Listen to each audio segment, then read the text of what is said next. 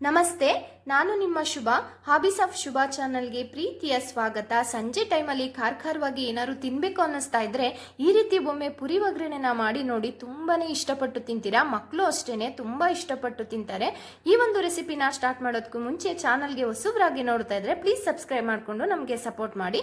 So ಇವಾಗ ಅದನ್ನು ಮಾಡೋದು ಹೇಗೆ ಅಂತ ನೋಡ್ಕೊಳ್ಳೋಣ ಬನ್ನಿ. ಪುರಿ ಒಗ್ಗರಣೆನ ಮಾಡೋದಕ್ಕೆ ನಾನಿಲ್ಲಿ ಒಂದು ದಪ್ಪ ತಳದ ಪಾತ್ರೆನ ಇಟ್ಕೊಂಡು ಅದಕ್ಕೆ 1.5 ಟೇಬಲ್ ಸ್ಪೂನ್ ಆಗುವಷ್ಟು ಎಣ್ಣೆನ ಹಾಕೊಳ್ತಾ ಇದ್ದೀನಿ. ಯಾವುದೇ ಇಂಗ್ರೀಡಿಯೆಂಟ್ಸ್ನ ಹಾಕುವಾಗ ಈ ಪುರಿ ಒಗ್ಗರಣೆಗೆ ಆದಷ್ಟು ಪೂರ್ತಿಯಾಗಿ ನಾವು ಲೋ ಫ್ಲೇಮಲ್ಲೇ ಇಟ್ಕೊಂಡು ಮಾಡಬೇಕಾಗುತ್ತೆ. ನೋಡಿ, ಇವಾಗ ಎಣ್ಣೆ ಸ್ವಲ್ಪ ಬಿಸಿಯಾಗಿದೆ. ಇದಕ್ಕೆ ಇವಾಗ ಒಂದು ಅರ್ಧ ಟೀ ಸ್ಪೂನ್ ಆಗುವಷ್ಟು ನಾನಿಲ್ಲಿ ಅರಿಶಿನ ಪುಡಿನ ಹಾಕೊಂಡಿದ್ದೀನಿ.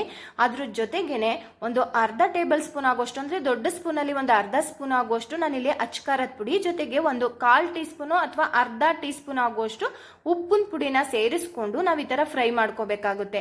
ಯಾವುದೇ ಕಾರಣದಿಂದ ಹೈ ಫ್ಲೇಮ್ ಮಾಡ್ಕೋಬೇಡಿ, ಬೇಗನೆ ಸೀದೋಗುತ್ತೆ. ಹಾಗಾಗಿ ನೀವು ಲೋ ಫ್ಲೇಮ್ ಅಲ್ಲೇ ಇಟ್ಕೊಂಡು ಒಂದೇ ಒಂದು ಸೆಕೆಂಡ್ ಅದನ್ನ ಫ್ರೈ ಮಾಡಿ ನೆಕ್ಸ್ಟ್ ಇದಕ್ಕೆ ಪುರಿನ ಸೇರಿಸ್ಕೋಬೇಕಾಗುತ್ತೆ. ಈ ತರ ಸೇರಿಸ್ಕೊಳ್ಳೋದ್ರಿಂದ ಖಾರ, ಉಪ್ಪು, ಖಾರ ಎಲ್ಲವೂ ಕೂಡ ಎಲ್ಲಾ ಪುರಿ ಕಾಳುಗಳಿಗೂ ಕೂಡ ಚೆನ್ನಾಗಿ ಮಿಕ್ಸ್ ಆಗುತ್ತೆ, ಹೊಂದ್ಕೊಳ್ಳುತ್ತೆ ಅನ್ನೋ ಉದ್ದೇಶದಿಂದ ನಾವು ಫಸ್ಟೇನೆ ನಾವು ಅಚ್ಕಾರದ ಪುಡಿ ಹಾಗೇನೆ ಉಪ್ಪನ್ನ ಸೇರಿಸ್ಕೊಳ್ತಾ ಇರೋದು. ನೋಡಿ, ಇಲ್ಲಿ ಒಂದು 250 ಗ್ರಾಮ್ ಆಗೋಷ್ಟು ಇಲ್ಲಿ ಪುರಿ ಇದೆ. ಇದನ್ನೆಲ್ಲ ನಾವು ಇವಾಗ ಬಿಸಿ ಮಾಡ್ಕೋಬೇಕಾಗುತ್ತೆ. ಇವಾಗ್ಲೂ ಅಷ್ಟೇನೆ ಪೂರ್ತಿಯಾಗಿ ಲೋ ಫ್ಲೇಮ್ ಅಲ್ಲೇ ಇಟ್ಕೊಂಡು ನಾವು ಈ ಪುರಿನ ಗರಿ ಆಗೋವರೆಗೆ ಹುರ್ಕೋಬೇಕಾಗುತ್ತೆ. ನೋಡಿ, ಇವಾಗ ಪೂರ್ತಿಯಾಗಿ ಲೋ ಫ್ಲೇಮ್ ಅಲ್ಲೇ ಇಟ್ಕೊಂಡು ಪುರಿ ಎಲ್ಲ ಗರಿ ಆಗೋವರೆಗೆ ಹುರ್ಕೊಂಡಿದ್ದೀನಿ. ಹುರ್ಕೊಂಡಾದ್ಮೇಲೆ ಇದನ್ನ ನಾನಿಲ್ಲಿ ಒಂದು ತಟ್ಟೆಗೆ ಸೇರಿಸ್ಕೊಳ್ತಾ ಇದ್ದೀನಿ. ಓಕೆ, ನೆಕ್ಸ್ಟ್ ಅದೇ ಪಾತ್ರೆಗೆ ನಾನಿಲ್ಲಿ ಒಂದು 4 ಟೇಬಲ್ ಸ್ಪೂನ್ ಆಗುವಷ್ಟು ಎಣ್ಣೆನ ಹಾಕೊಳ್ತಾ ಇದ್ದೀನಿ. ಎಣ್ಣೆ ಸ್ವಲ್ಪ ಬಿಸಿ ಆದ್ಮೇಲೆ ಇದಕ್ಕೆ ಒಂದು ಅರ್ಧ ಕಪ್ ಆಗುವಷ್ಟು ನಾನಿಲ್ಲಿ ಕಡಲೆ ಬೀಜನ ಸೇರಿಸ್ಕೊಳ್ತಾ ಇದ್ದೀನಿ. ಕಡಲೆ ಬೀಜನ ಇಷ್ಟೇ ಹಾಕೋಬೇಕು ಅಂತ ಏನಿಲ್ಲ, ಸ್ವಲ್ಪ ಕಡಿಮೆ ಕೂಡ ಹಾಕೋಬಹುದು. ಆದ್ರೆ ಮಕ್ಕಳು ತುಂಬಾ ಇಷ್ಟಪಡ್ತಾರೆ ಅಂತ ಹೇಳಿ ಸ್ವಲ್ಪ ಜಾಸ್ತಿನೇ ನಾನಿಲ್ಲಿ ಹಾಕೊಳ್ತಾ ಇದ್ದೀನಿ. ಕಡಲೆ ಬೀಜ ತುಂಬಾನೇ ಚೆನ್ನಾಗಿ ಫ್ರೈ ಆಗಬೇಕು. ಅಲ್ಲಿವರೆಗೆ ನಾವು ಫ್ರೈ ಮಾಡಿಕೊಂಡು ಉಳಿದಿರುವಂಥ ಇಂಗ್ರೀಡಿಯೆಂಟ್ಸ್ನ ಸೇರಿಸಬೇಕು. ಹಸಿ ಇದ್ದಾಗಲೇ ಸೇರಿಸಿದ್ರೆ ಒಂದು ಸ್ವಲ್ಪನೂ ಕೂಡ ಚೆನ್ನಾಗಿ ಬರಲ್ಲ ಮಂಡಕ್ಕಿ ಒಗ್ಗರಣೆ. ಹಾಗಾಗಿ ನೋಡಿ, ಇವಾಗ ಚೆನ್ನಾಗಿ ಫ್ರೈ ಆಗಿದೆ. ಅದಾದ್ಮೇಲೆ ನಾನು ಜಜ್ಜಿರುವಂಥ 1 ಗಡ್ಡೆ ಆಗುವಷ್ಟು ಬೆಳ್ಳುಳ್ಳಿನ ಸೇರಿಸ್ಕೊಂಡಿದ್ದೀನಿ. ಇದಾದ್ಮೇಲೆ ಇದನ್ನು ಕೂಡ ಫ್ರೈ ಆದ್ಮೇಲೆ ನೆಕ್ಸ್ಟ್ ನಾನು ಇದಕ್ಕೆ ಒಣಕೊಬ್ಬರಿನ ಸೇರಿಸ್ಕೊಳ್ತಾ ಇದ್ದೀನಿ. ಒಂದು ಅರ್ಧ ಕಪ್ ಆಗುವಷ್ಟು ಒಣಕೊಬ್ಬರಿನ ಸಣ್ಣ ಪೀಸ್ಗಳಾಗಿ ಮಾಡಿ ಸೇರಿಸ್ಕೊಳ್ತಾ ಇರೋದು. ಆದಷ್ಟು ಒಣಕೊಬ್ಬರಿನ ಸಣ್ಣದಾಗಿ ಕಟ್ ಮಾಡಿ ಸೇರಿಸ್ಕೊಳ್ಳಿ, ಅವಾಗ ತಿನ್ನೋದಕ್ಕೂ ಕೂಡ ಚೆನ್ನಾಗಿರುತ್ತೆ.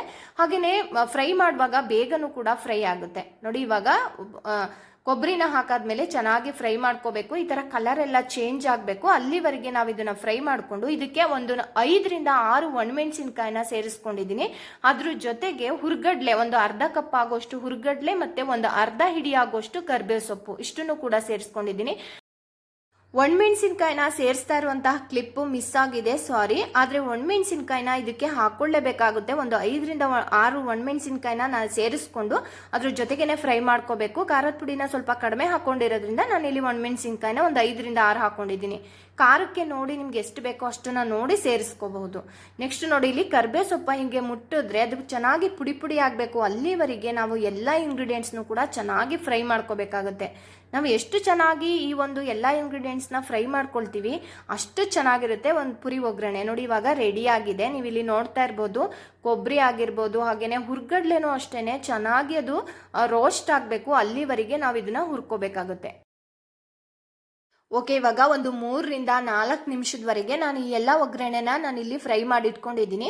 ಫ್ರೈ ಮಾಡಾದ್ಮೇಲೆ ಇದಕ್ಕೆ ನಾವಿವಾಗ ಮೊದಲೇ ರೆಡಿ ಮಾಡಿ ಇಟ್ಕೊಂಡಿರುವಂತಹ ಪುರಿನ ಸೇರಿಸ್ಕೋಬೇಕಾಗುತ್ತೆ. ಪುರಿನ ಸೇರಿಸುವಾಗ ಸ್ವಲ್ಪ ಟೈಮ್ ಹಿಡಿಯುತ್ತಲ್ಲ, ಹೀಗೆ ಹಾಕುವಾಗ ಅವಾಗ ಪೂರ್ತಿಯಾಗಿ ಲೋ ಫ್ಲೇಮ್ ಮಾಡ್ಕೊಳ್ಳಿ, ಅಥವಾ ಫ್ಲೇಮ್ನ ಆಫ್ ಮಾಡಿಕೊಂಡು ಪುರಿನ ಸೇರಿಸ್ಕೊಂಡು ಜಸ್ಟ್ ಒಂದು 2 ನಿಮಿಷ ನೀವು ಇದನ್ನ ಹುರ್ಕೊಂಡ್ರೆ ಸಾಕು. ಒಂದು 2 ಸೆಕೆಂಡ್ ಹುರ್ಕೊಂಡ್ರೆ ಸಾಕು, ತುಂಬ ಜಾಸ್ತಿ ಹೊತ್ತೇನು ಹುರಿಯೋದು ಬೇಕಾಗಿಲ್ಲ.